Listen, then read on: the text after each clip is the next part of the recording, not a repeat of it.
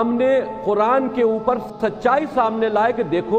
قرآن جو ہے وہ اللہ کی کتاب نہیں ہے. چلو کوئی بات نہیں, آپ مانتے ہو تو سمان ہے آپ کا, لیکن آپ ان 26 آیتوں پر جس میں آپ آدیش دے رہے ہو اللہ کے نام سے کہ مسلمانوں کو صرف جینے کا ادھیکار ہے, باقی غیر مسلمان ہندو ہو یا سناتن دھرم کے ہو یا کوئی بھی غیر مسلمان جو اللہ کو اللہ یا رسول کو رسول ہو, جو قرآن کو اللہ کتاب نہیں مانتا, ان کو جینے کا ادھیکار نہیں ہے. ان کا قتل کرو, ان کو مسلمان بناؤ, مسلمانوں کو ہی دنیا میں رائٹ ہے کہ وہ یہاں پر حکومت کرے. ہم نے پھر آگے اور بڑھ کر محمد جو اسلام کے فاؤنڈر ہیں ان کے چرتر کو اجاگر کیا. میں ذرا سا اس پر آؤں گا, اس پر ابھی آؤں گا. جب ایسا چرتر کا انسان جو اہنکار, آج ہمارے پاس قرآن مجید جس شکل میں موجود ہے, یہ تیسرے مرحلے میں یہ کام ہوا ہے جو ہمارے پاس ہے. تو یہ پہلا مرحلہ تھا رسول اللہ صلی اللہ علیہ وسلم کے دور میں کہ جس نے کھجور کی, کسی نے چھال پہ لکھ لی کوئی آیت, کسی نے چمڑے پہ لکھ لی, کسی نے پتھر پہ کوئی آیت لکھ لی, اور جس کے پاس جتنا جمع ہوتا, کسی کے پاس پورا قرآن جمع ہے, کسی کے پاس تھوڑا. حافظ تو بہت تھے تحریری شکل میں بھی, مٹکوں میں اور تھیلوں میں, اس طرح سے لوگوں نے اس کو محفوظ کیا. سب سے پہلے قرآن مجید کو باقاعدہ سرکاری سطح پہ جمع کرنے کا کام حضرت ابو بکر رضی اللہ تعالیٰ عنہ نے کیا ہے. وہ ہوا یہ کہ حضرت ابو بکر رضی اللہ تعالیٰ عنہ جب خلیفہ بنے اور آپ صلی اللہ علیہ وسلم کی جب وفات ہوئی ہے تو بہت سارے فتنوں نے سر اٹھانا شروع کر دیا. کہتے ہیں کہ ایک ہی وقت میں 12 مختلف مقامات پر حضرت ابو بکر نے فوج بھیجی ہے, مجاہدین کی جماعت بھیجی ہے 12 مختلف مقامات پر. یہ حضرت ابو بکر رضی اللہ تعالیٰ عنہ کا حوصلہ تھا کہ اتنے فتنوں کی ایک ہی وقت میں آپ نے سرکوبی کی ہے, جس میں زکوٰۃ کا انکار کرنے والے, خود اسلام سے پھر جانے والے, اور سب سے بڑا فتنہ تھا جھوٹے نبی مسیلمہ کذاب کا, اس نے نبوت کا دعویٰ کر دیا. تو مسیلمہ کذاب سے جو لڑائی ہوئی, یمامہ کی لڑائی جو مشہور لڑائی ہے, اس میں 700 حفاظ قرآن شہید ہوئے ہیں. 700 تقریباً 700 جو قرآن مجید کے بڑے عالم تھے, حافظ تھے. جب اتنی بڑی تعداد حفاظ کرام کی شہید ہوئی, اس کے علاوہ بھی مختلف محاذوں پہ صحابہ کرام کثرت سے شہید ہو رہے تھے, تو حضرت عمر رضی اللہ تعالیٰ عنہ کے دل میں یہ بات آئی کہ اگر ہم نے سرکاری سطح پہ قرآن مجید کو باقاعدہ ایک جگہ جمع نہیں کیا اور اس پہ سرکاری مہر نہ لگی کہ بھئی یہ اوتھینٹک ہے, سب کے لیے یہ قابل اعتماد ہے اور اس پر سب کا اتفاق ہے, تو ایسا نہ ہو کہ قرآن مجید کے بارے میں امت اختلاف کا شکار ہو جائے. تو حضرت عمر رضی اللہ تعالیٰ عنہ حضرت ابو بکر کے پاس گئے اور فرمایا کہ مجھے یہ ڈر ہے کہ قرآن مجید کے بارے میں امت میں وہی اختلافات شروع نہ ہو جائیں جو یہود و نصارہ کے تورات اور انجیل کے بارے میں ہوئے, لہذا میں آپ کو مشورہ دیتا ہوں کہ آپ قرآن مجید کو ایک جگہ جمع فرمائیں. حضرت ابو بکر نے فرمایا اصل میں تو یہ اللہ کی طرف سے, کیونکہ اللہ نے حفاظت کا وعدہ کیا ہے تو اب اللہ ہی اپنے بندوں سے کام لیتا ہے. حضرت ابو بکر نے فرمایا کہ یہ کام مجھ سے نہیں ہو سکتا, کیونکہ جو کام رسول اللہ صلی اللہ علیہ وسلم نے نہیں کیا وہ میں کیسے کر سکتا ہوں. اگر یہ ضروری ہوتا تو اللہ کے نبی کر لیتے. حضرت ابو بکر فرماتے ہیں کہ عمر مجھ پہ دباؤ ڈالتے رہے, مجھے سمجھاتے رہے, حتیٰ شرح اللہ صدری, یہاں تک کہ میری رائے عمر کی رائے کے موافق ہو گئی اور مجھے اطمینان ہو گیا کہ عمر جو کہہ رہے ہیں بالکل صحیح کہہ رہے ہیں. بھائی نبی نے اس لیے جمع نہیں کیا تھا کہ نبی کے دور میں یہ خطرہ موجود نہیں تھا. پھر حضرت ابو بکر نے سرکاری سطح پہ باقاعدہ حکم دیا, اور اس کے لیے حضرت زید ابن ثابت کو, کیونکہ زید ابن ثابت رضی اللہ تعالیٰ عنہ کاتبین وحی میں سب سے زیادہ شہرت کے حامل تھے, ان کو حکم دیا اور فرمایا کہ آپ یہ کام کریں کہ لوگوں کو جمع کریں اور جس جس کے پاس قرآن مجید جہاں جہاں محفوظ ہے سب جمع کر کے حاضر کریں, اور اس طرح سے ہم قرآن مجید ایک اصول ضابطہ بنائے, وہ میں انشاءاللہ بھی بتاتا ہوں. تو حضرت زید ابن ثابت رضی اللہ تعالیٰ عنہ نے بالکل وہی بات کی جو حضرت ابو بکر نے کہی تھی. فرمایا کہ یہ کام میں کیسے کر سکتا ہوں جو رسول اللہ صلی اللہ علیہ وسلم نے نہیں کیا, اور فرمایا کہ اگر آپ مجھے کسی پہاڑ کو ہٹانے کا حکم دے دیتے میرے لیے آسان تھا, یہ کام میرے لیے بہت مشکل ہے. لیکن یہ دونوں حضرات ان کو سمجھاتے رہے, یہاں تک کہ اللہ نے ان کو بھی شرح صدر عطا فرما دیا کہ یہ دونوں بزرگ صحیح کہہ رہے ہیں. اب آپ یہ دیکھیے کہ حضرت ابو بکر رضی اللہ تعالیٰ عنہ بہت آرام سے قرآن کو جمع کر سکتے تھے. 2-4 حافظوں کو بلاتے اور کہتے بھائی تمہارے پاس تحریری شکل میں بھی پورا قرآن ہے, تمہیں زبانی یاد ہے, اسی کو لکھ لو, سرکاری سطح پہ وہی قابل اعتماد ہوگا, اس کے علاوہ کوئی اور اگر اپنے پاس سے کوئی قرآن پیش کرتا ہے یا کوئی اور آیت پیش کرتا ہے وہ قابل قبول نہیں. بہت آسان تھا یہ کام, کیونکہ حضرت عبداللہ بن مسعود بھی حافظ تھے, سالم حضرت مولا جو ابو حذیفہ کے مولا تھے وہ بھی حافظ تھے اور بڑی شخصیت تھے وہ, اور زید بن ثابت تو کاتبین وحی تھے, حضرت معاویہ بن ابی سفیان رضی اللہ تعالیٰ عنہ یہ بھی کاتبین وحی میں تھے. تو یہ بڑے بڑے حضرات موجود تھے اور حافظ تھے, باقاعدہ قرآن پڑھتے تھے نمازوں میں, تراویح میں, تہجد میں. تو یہ بہت آسانی سے ہو سکتا تھا. لیکن حضرت ابو بکر رضی اللہ تعالیٰ عنہ کا اس امت پر احسان ہے کہ حضرت ابو بکر نے قرآن مجید کو جمع کرنے کا ایسا انتظام کیا کہ کوئی حضرت ابو بکر پر یہ انگلی نہ اٹھا سکے کہ اس تالیف میں یا اس قرآن مجید کو سرکاری سطح پہ اوتھینٹک قرار دینے میں فلاں کی رائے کا دخل ہے یا فلاں کے حافظے اور فلاں کی تحریر پر اعتماد کیا گیا ہے. اس کے لیے حضرت ابوبکر نے جو قانون اور ضابطہ بنایا, خدا کی قسم آج تک دنیا کی کسی کتاب کو محفوظ کرنے کے لیے ایسا ضابطہ اور قانون نہیں بنا ہوگا. حضرت ابوبکر رضی اللہ تعالیٰ عنہ نے اس کام کے لیے جو ضابطہ متعین کیا وہ ضابطہ یہ تھا کہ سب سے پہلے مسجد نبوی میں بڑے بڑے صحابہ کرام کو جمع کیا, جن کی تعداد تقریباً 30-40 کے قریب تھی, جن میں یہ خلفۂ راشدین کے علاوہ عشرہ مبشرہ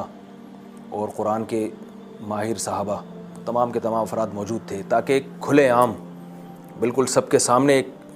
قرآن کے جمع اور تالیف کا کام ہو اور کسی کو بعد میں اعتراض کا حق نہ ہو. ان 30-40 افراد میں حضرت ابو بکر رضی اللہ تعالیٰ نے پھر 7 افراد کو الگ سے منتخب کیا, جن میں عبداللہ بن مسعود تھے, ابی بن کعب تھے, حضرت زید بن ثابت, ابو حذیفہ رضی اللہ تعالیٰ عنہ کے آزاد کردہ غلام سالم, یہ سارے بڑے بڑے حضرات تھے اس میں. ہاں, ان 7 افراد کا کام یہ تھا کہ یہ حضرات سب سے پہلے تو آپس میں تکرار کریں گے, جس کے پاس جو آیت ہے وہ دوسرے کے سامنے پیش کرے گا, دوسرا اس آیت کی تلاوت کرے گا کہ بھئی یہ آپس میں ایک دوسرے سے میچ کر رہی ہیں کہ نہیں کر رہی ہیں. اگر کہیں کسی میں غلطی ہے تو وہ اس کی اصلاح کر دے, تاکہ یہ پہلے اتفاق رائے سے ایک قرآن کو مرتب کر لیں, کوئی آیت رہ نہ جائے.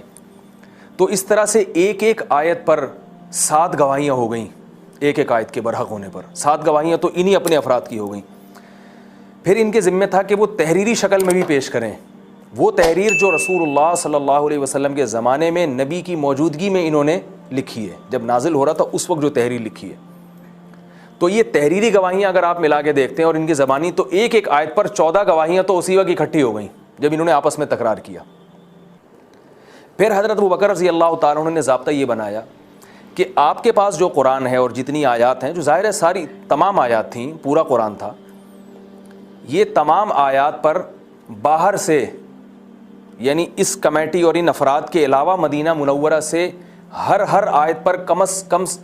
سے کم 2 زبانی گواہ پیش کیے جائیں گے, جو زبانی اس آیت کی تلاوت کریں گے کہ ہمیں بھی یہ آیت اسی طرح یاد ہے اور نبی صلی اللہ علیہ وسلم پر اسی طرح نازل ہوئی. اور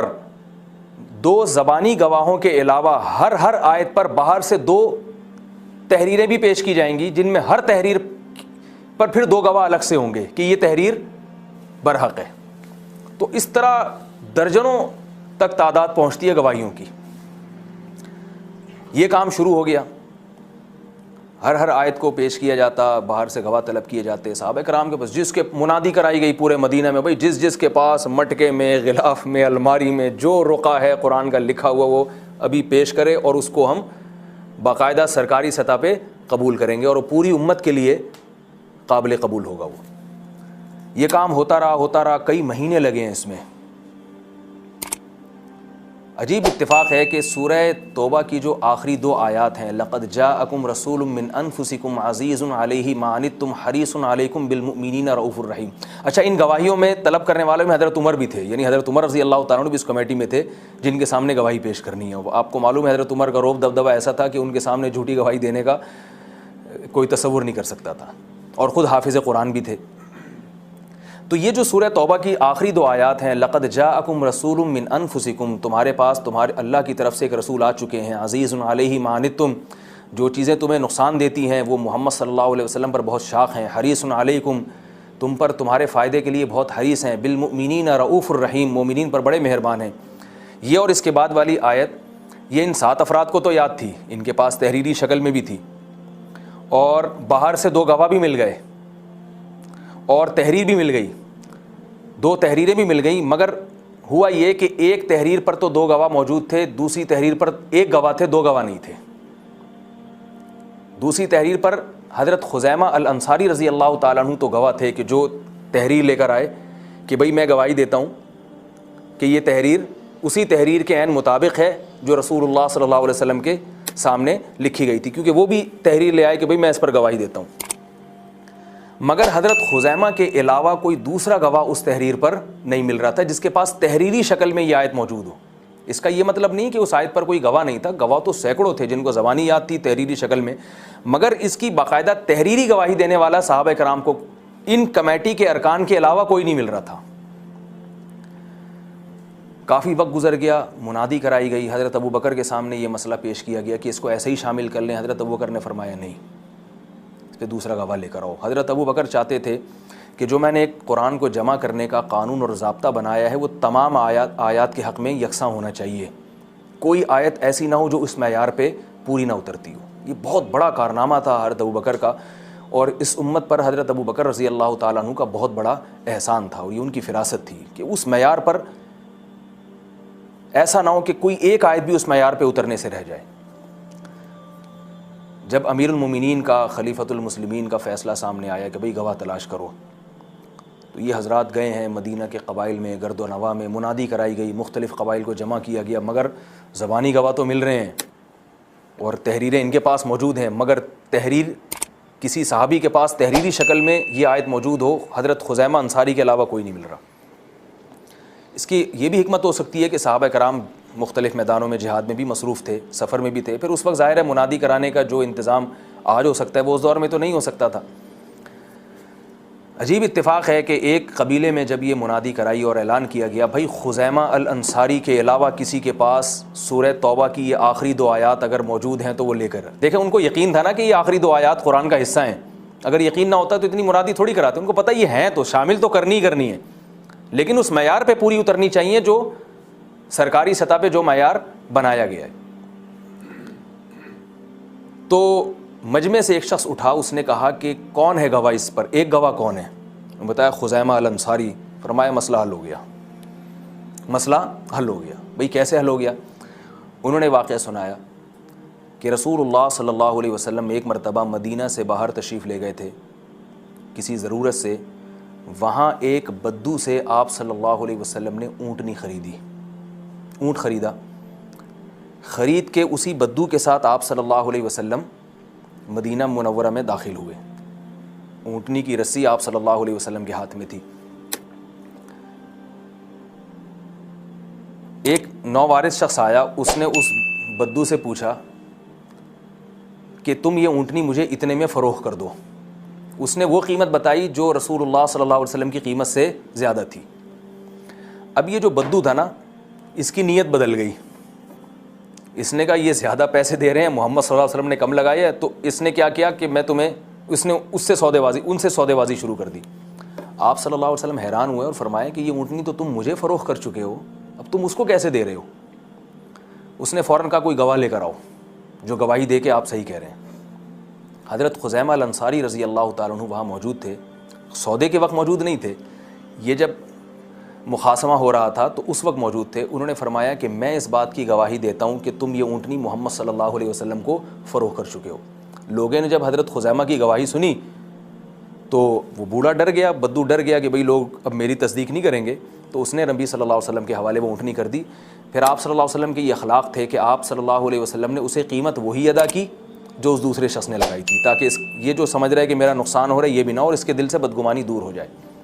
اس کے بعد آپ صلی اللہ علیہ وسلم نے حضرت خزیمہ الانصاری سے پوچھا کہ تم نے تو مجھے سودا کرتے ہوئے دیکھا نہیں تھا, تو تم نے کیسے گواہی دے دی